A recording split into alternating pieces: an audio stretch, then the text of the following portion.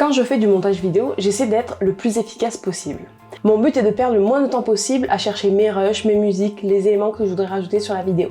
L'une des choses qui me facilite grandement la tâche, c'est de savoir où chercher. C'est pour cela qu'aujourd'hui, je vous parle de 10 outils que j'utilise au quotidien pour faciliter le montage vidéo. Et je vous montre ça sur mon ordi.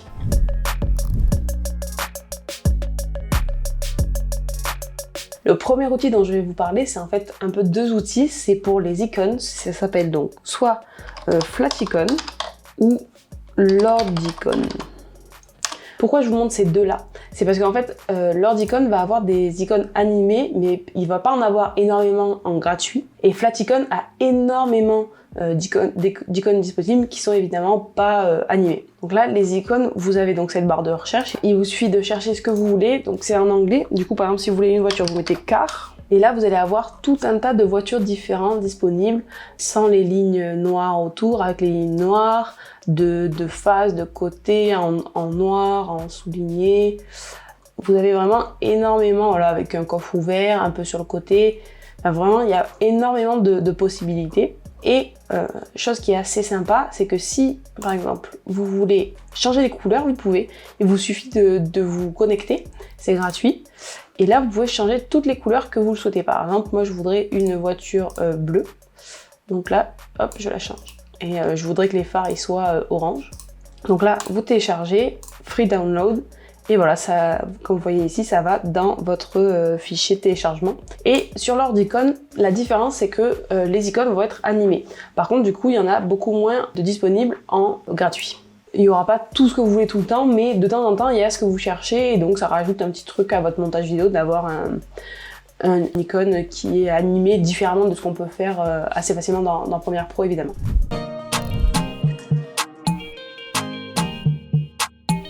Et maintenant, je vais vous parler du deuxième outil qui s'appelle Jitter, qui est un outil d'animation d'éléments. Et donc, ce qu'il y a de super dans ce site, c'est qu'il y a énormément de modèles que vous pouvez utiliser. Donc là, par exemple, le modèle des tweets, qui peut fréquemment arriver, surtout quand on fait une vidéo YouTube. Et donc là, vous allez là-dessus, là vous mettez lecture pour voir un peu ce qui se passe, ok, il y a tout ça.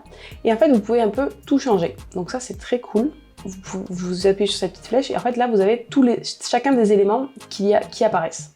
Donc là par exemple, moi je voudrais changer John Kappa, donc là je mets Léa Corazza. Oula, je ne sais pas écrire mon nom de famille. Léa Corazza. Ensuite, par exemple, la photo, elle me va pas. Donc là, j'ai dans Replace Media et je vais mettre ma photo à moi. Pareil, j'avais pas vu, mais là il y a aussi. Donc là aussi.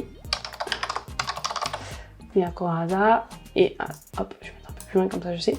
Et là je vais dire le montage vidéo, c'est trop cool. Et voilà, et là du coup j'ai une animation, ça a été super rapide avec mon nom, c'est moi qui ai mis ça.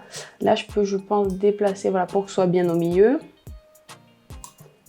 Et donc voilà, j'ai ma petite animation. Et puis, ce qu'il y a de cool aussi, c'est que je peux changer les animations. Par exemple, alors attendez. Oui, imaginons que ma photo, je veux pas qu'elle arrive comme ça. Voilà, la photo. Voilà, je voudrais que ça fasse un spin-in. Et bien, je peux choisir de faire un spin-in au lieu de ce qui avait été prévu au début. Et ça, je peux le faire pour tout. Je peux le faire pour ça, enfin voilà. Donc, je peux vraiment tout personnaliser comme je le souhaite. Et on a vu qu'au début, il y a vraiment énormément de templates qui sont utiles. Ça, c'est vraiment un outil très sympa si on veut mettre un petit peu d'animation et qu'on peut aussi personnaliser.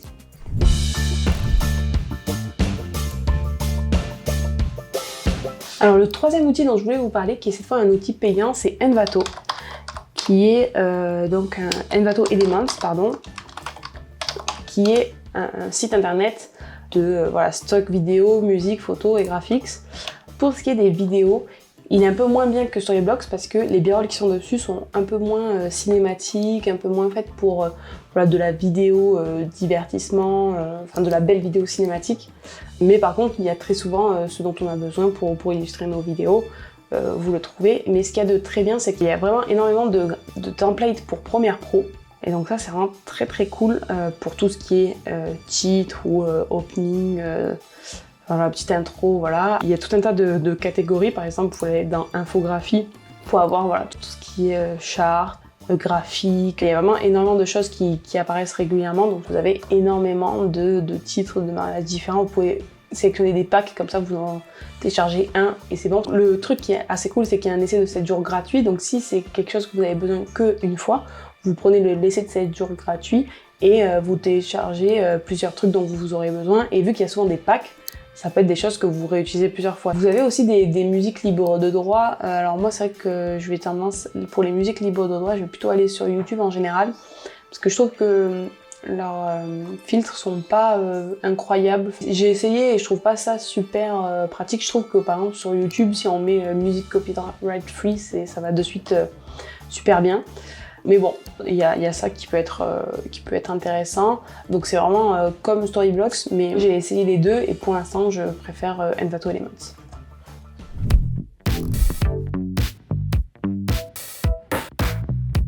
Quatrième outil, j'en ai déjà parlé dans une vidéo précédente, il s'appelle PostHaste.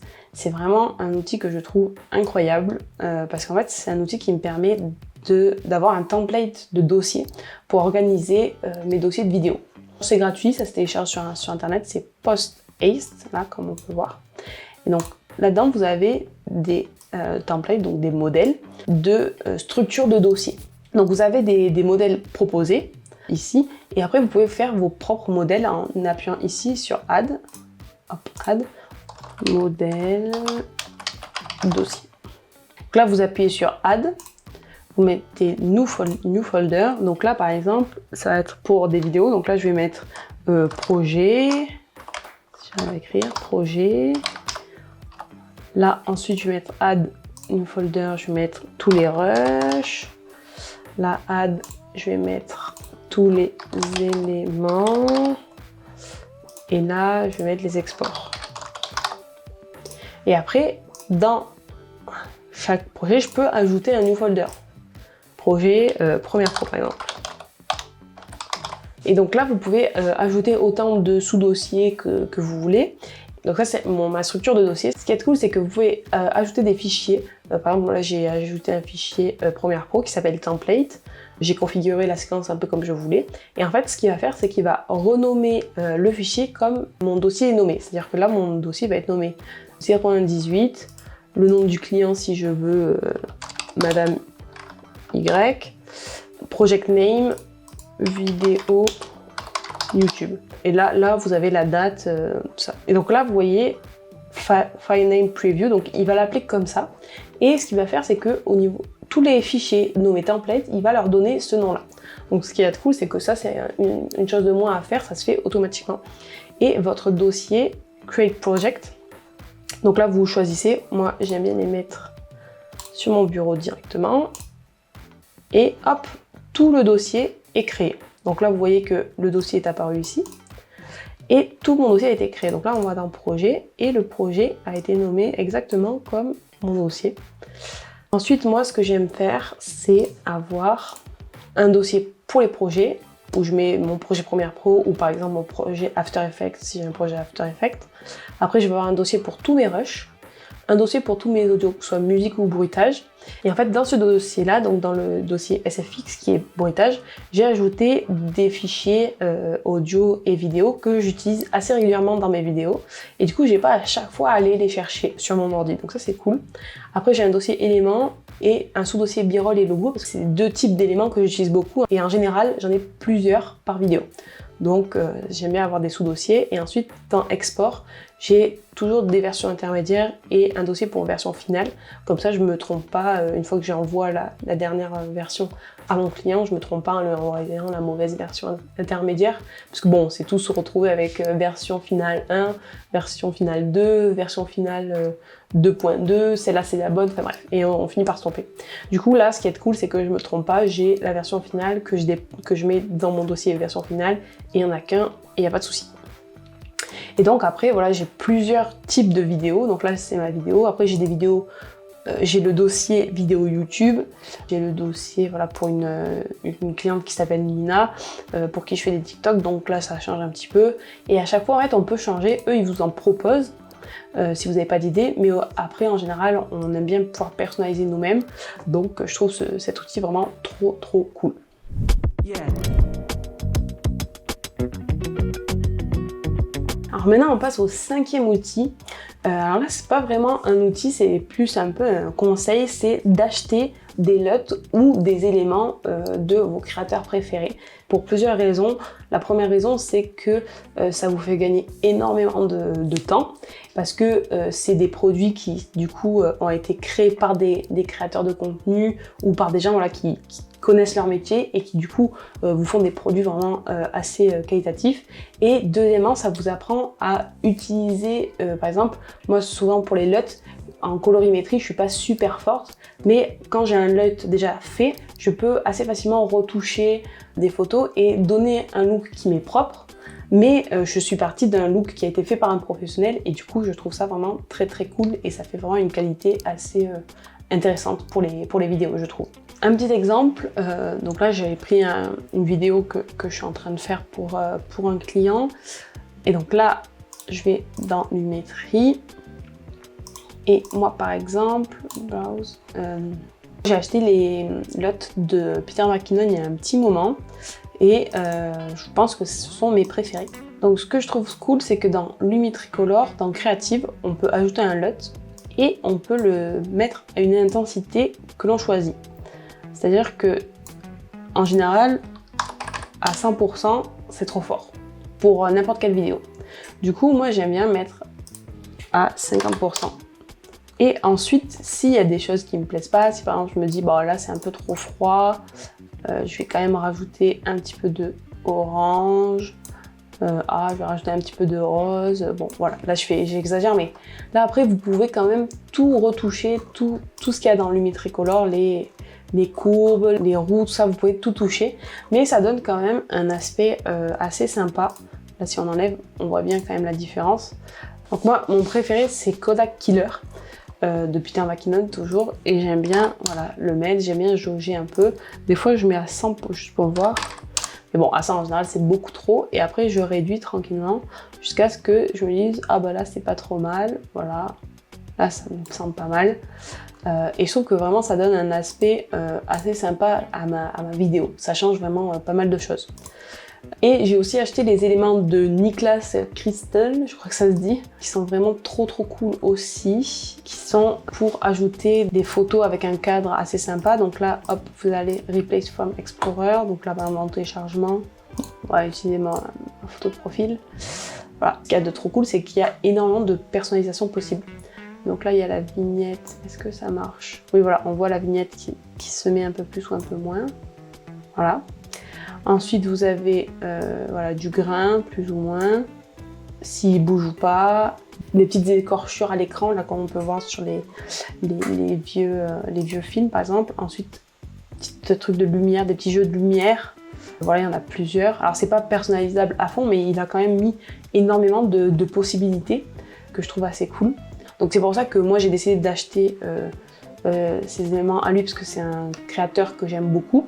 Il y a énormément de créateurs qui créent leurs propres LUT, leurs propres éléments, et du coup en général c'est pas très cher, ça va jusqu'à 50 €. Je crois que j'ai payé ça 50 €, et ça peut vous faire gagner vraiment beaucoup de temps parce que si je devais faire ça à la main, rajouter le cadre, rajouter le flottement, rajouter l'animation in et tout ça, ça prendrait vachement plus de temps. Donc je pense que ça vaut le coup parfois d'investir un petit peu pour gagner pas mal de temps.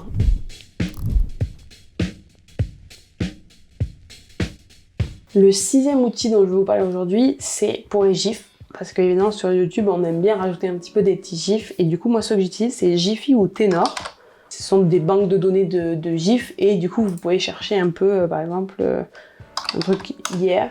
Et là, vous avez tout un tas de trucs différents. Ils sont vraiment sympas, je trouve, ces GIFs. Et du coup, par exemple, prenons Jimmy Fallon. Vous cliquez dessus, vous mettez Caption. Et là, hop, vous mettez en grand et Create GIF. Download. Et voilà, vous avez votre GIF que vous pouvez rajouter sans souci sur votre timeline. Donc voilà, ça c'est... Donc il y a Tenor ou alors Giphy aussi. Les deux sont assez équivalents, je trouve. On en a des différents, donc c'est cool si on ne trouve pas ce qu'on veut sur Tenor ou sur Giphy, on peut aller sur l'autre.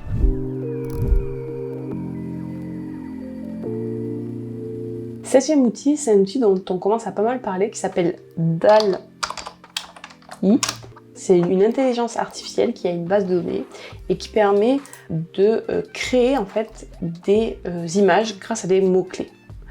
Donc c'est assez ouf parce que ils peuvent faire des images assez réalistes ou des peintures par rapport à ce que vous dites vous.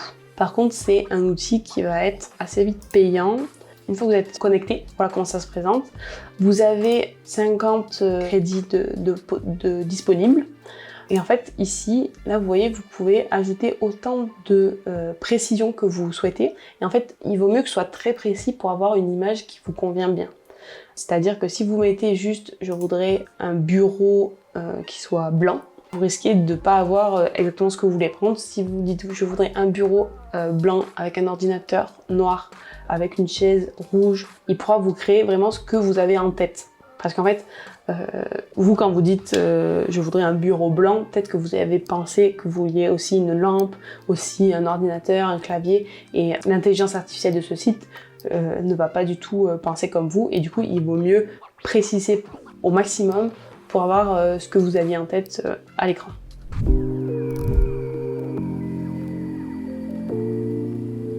Le 8e outil, c'est un outil que maintenant beaucoup de monde connaît parce qu'ils ont été rachetés par Adobe, ou alors c'est un partenariat, je ne sais pas exactement.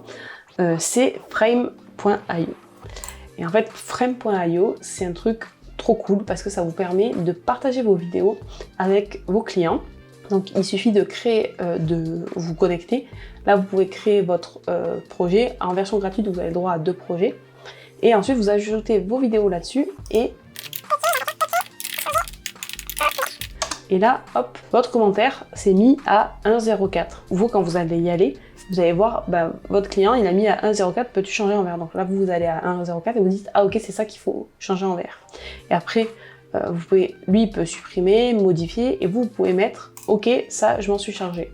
Comme ça, bon, votre client peut le voir, et vous voyez, ok, ça, j'en suis chargé, ce commentaire-là, je m'en suis chargé, lui aussi, lui, il me reste à faire, tout ça. Et vous avez aussi un petit truc qui est statut. Donc là, j'ai besoin de faire la review, votre client il peut dire bah c'est en cours ou la vidéo est approuvée, tu peux y aller. Donc c'est un outil vraiment trop cool, et en plus ce qu'il y a encore plus cool maintenant, c'est que, hop, si on va là, ça a été intégré à Premiere Pro. Donc là vous avez Review with Frame.io, donc là je peux voir la vidéo et vous pouvez directement voir que les commentaires, et du coup là vous allez à 1,04. Et du coup, ça vous amène à 1,04 et vous faites le changement directement. En appuyant ici, ça vous permet de cacher les commentaires que vous avez cochés, ce qui fait que vous n'avez plus que les commentaires à faire.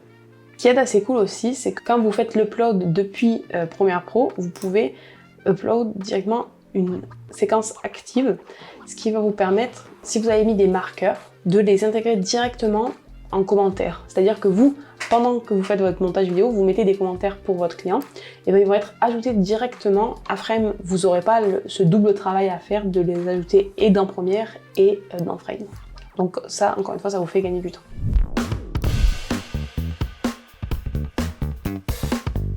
Le 9e outil que je vais vous présenter, c'est Miro.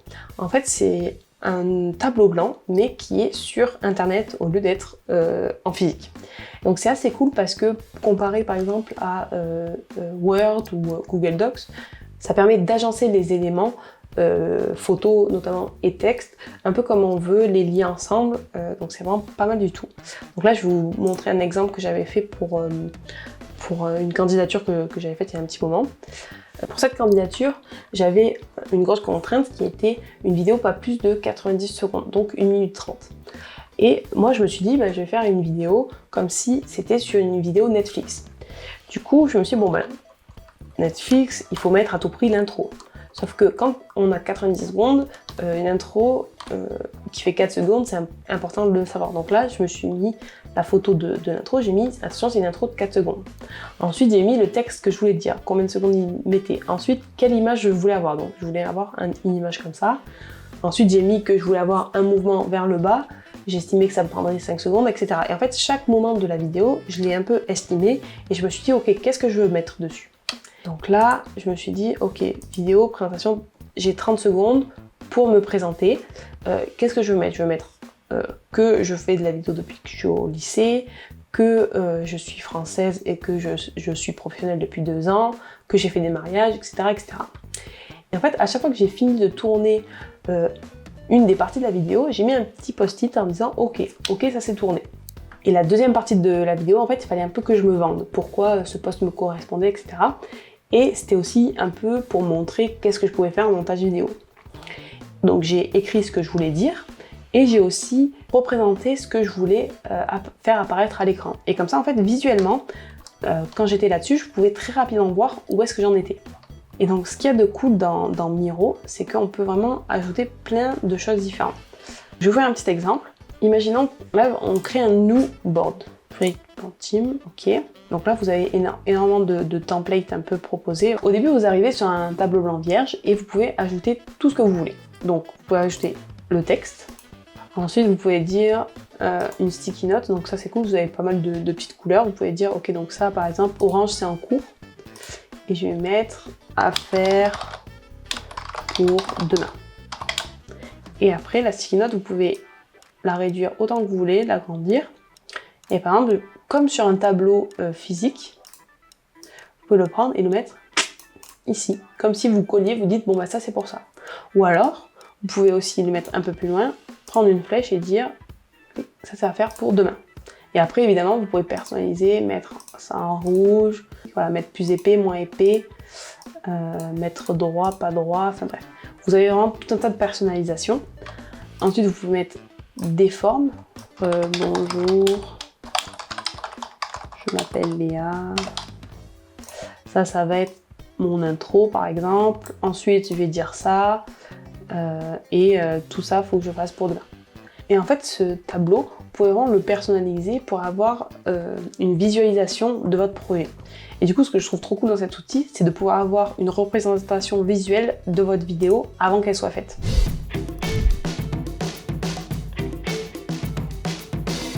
Et donc le deuxième outil, c'est évidemment Notion. C'est là-dessus que je gère toute mon entreprise finalement, tous mes projets en fait, pour mes différents clients. C'est là-dessus que je les mets, que je sais où j'en suis, que je sais si j'ai fini, si j'attends le retour du client, tout ça. Donc je vais vous montrer un peu comment ça marche. Donc j'arrive sur mon workspace, où là d'abord j'ai une table avec toutes mes tâches que j'ai en cours qui sont pas forcément ultra pressées, mais que j'aimerais bien faire, et du coup quand j'ai un peu de temps, je vais là-dedans et je me dis ah bah oui, je vais travailler aujourd'hui sur créer le workbook pour du coaching stratégique, ce genre de choses, aller sur mon site internet pour ajouter des vidéos, tout ça. Ensuite, j'ai tous mes projets vidéo du mois pour savoir un peu ce que j'ai fait quand je fais de la facturation.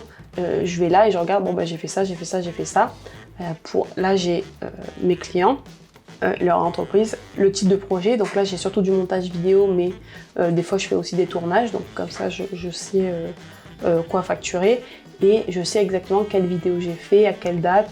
Voilà, là j'ai des commentaires, j'ai le mois, voilà. Et je mets aussi le nombre d'heures que j'ai passé. Donc ça c'est pas un truc que j'utilise pour la facturation, mais c'est une indication qui peut m'aider. Ensuite j'ai la représentation par galerie des projets que j'ai en cours. Et enfin, j'ai mon calendrier avec mes rendez-vous professionnels. Mais ensuite, en fait, ce que je vais beaucoup utiliser, ça va être les pages que j'ai créées par client. Par exemple, ma cliente pour qui je fais des TikTok. Là, je marque tous les TikTok que je fais dans le mois.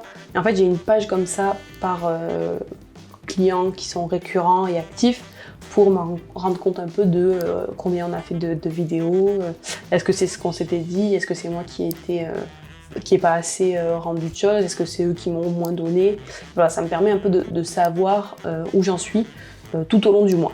Ensuite, j'ai une page évidemment pour YouTube, où j'ai ma stratégie de contenu, j'ai mes questions pour les interviews des youtubeurs, youtubeuses, les comptes rendus, qu'il faut d'ailleurs que je mette sur Notion parce que je ne l'ai pas fait encore. Et j'ai surtout ma base de données de production où là j'ai toutes mes idées, tous les scripts qui sont écrits, qui sont en cours d'écriture. Là ça me permet de savoir quel type de vidéo c'est, si ça concerne le montage YouTube, la vidéo. J'ai des vidéos plus dirigées business, voilà, j'ai plein de types de vidéos différentes que j'aimerais faire. Ça me permet un peu d'organiser ma réflexion pour YouTube. Et j'ai une page aussi assez cool qui est une page ressources où en fait je vais mettre toutes les notes que je prends sur tout type de ressources. Donc là j'ai des vidéos YouTube, là par exemple j'ai un site internet, ensuite là j'ai des notes que j'ai prises sur une formation que j'ai suivie de The Bee Boost pour mon entreprise. Donc là c'est cool, dès que j'ai des questions je peux revenir dessus. Donc ça c'est encore une chaîne YouTube, une vidéo YouTube. Là c'est par exemple la chaîne YouTube de Shubham Sharma qui est une chaîne sur voilà, le no-code, le growth, la productivité, l'entrepreneuriat. Et il parle beaucoup de Notion parce que c'est un outil qu'il utilise énormément et qu'il connaît très bien. Et donc si vous voulez apprendre à utiliser Notion, je vous conseille d'aller sur sa chaîne parce qu'il est très pédagogue et il y a énormément de vidéos sur ce sujet-là. J'ai tout un tas de ressources que je suis en train de tout répertorier dans cette base de données-là. Donc là, j'ai la page prospection, qui est une page vraiment pour suivre mes prospects où j'en suis. Parce que les prospects, il y a des prospects qu'on a contactés une fois, des prospects dont on attend une réponse, des gens qui attendent qu'on leur envoie quelque chose. Enfin, voilà. Donc c'est plus simple d'avoir une page qui leur est dédiée pour que je sache où j'en suis. Et donc là, j'ai organisé le tableau pour que je vois rapidement où j'en suis. Donc là, j'ai une prospect à qui je dois envoyer un message. Donc ça j'ai créé hier, du coup là je vais pouvoir mettre où est-ce que je l'ai contacté, donc Instagram, mail, WhatsApp, LinkedIn.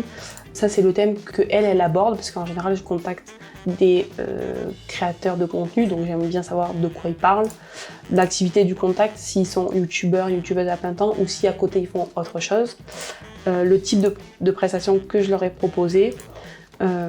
Après le dernier contact, quand est-ce que c'était, comme ça me permet de me dire, quand je reviens là-dessus régulièrement, je me dis ah ben cette personne ça fait 1 semaine, 2 semaines que je l'ai contactée et j'ai pas eu de réponse, ça peut valoir le coup de la recontacter pour voir si elle a vu mon message ou pas.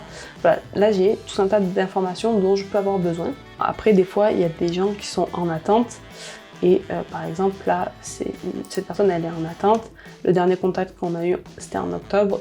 Et bon là il s'avère que là c'est quelqu'un qui m'a dit qu'il était intéressé, qu'on pourrait peut-être travailler ensemble mais que pas tout de suite.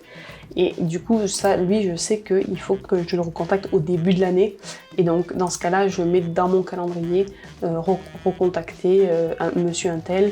Et après j'ai aussi évidemment mes clients actifs pour info quoi. Et j'ai aussi une case clients dormants. Ça c'est des clients que j'ai eus. Avec qui j'ai travaillé et qui m'ont pour l'instant pas recontacté pour faire quelque chose, mais dans le cas où par exemple je me dis ah bah là j'ai un peu de temps, ça vaut le coup des fois de temps en temps de recontacter ces clients dormants, donc là j'aurai la liste si besoin. Donc j'ai aussi la page guide qui est en fait une page où il y a différents guides que moi je suis en train de créer parce que j'ai remarqué que certaines questions revenaient beaucoup avec différents clients. Et du coup, des fois je pense à des choses et des fois j'oublie de leur donner des informations qui pourraient être intéressantes pour eux. Par exemple, mes clients qui créent une formation. Au début, ils sont assez stressés sur passer à la caméra, qu'est-ce qu'il faut faire, tout ça, et ils ont pas mal de questions. Et du coup, c'est un peu mon rôle en tant que vidéaste qui va être présente pour le tournage et qui va faire le montage, d'avoir toutes les informations dont ils pourraient avoir besoin. Et du coup, j'ai commencé à faire une petite liste de qu'est-ce qui était important à avoir, qu'est-ce qui était important à faire avant le tournage pour que ça se passe très bien et que cette formation soit le mieux possible. Et du coup, ça c'est un truc que j'ai commencé vraiment il n'y a pas très longtemps. Mais c'est un truc que je vous conseille de faire. Si vous voyez que vos clients vous posent régulièrement les mêmes questions, je vous conseille de commencer à rédiger un peu une checklist ou des astuces, soit à leur fournir un papier, soit à pouvoir leur lire quand ils vous posent la question, parce que si vous posez la question comme ça, vous risquez d'oublier des choses qui pourraient leur être intéressantes. Donc voilà, mon Notion, c'est vraiment un outil que je trouve incroyable parce qu'il est extrêmement personnalisable.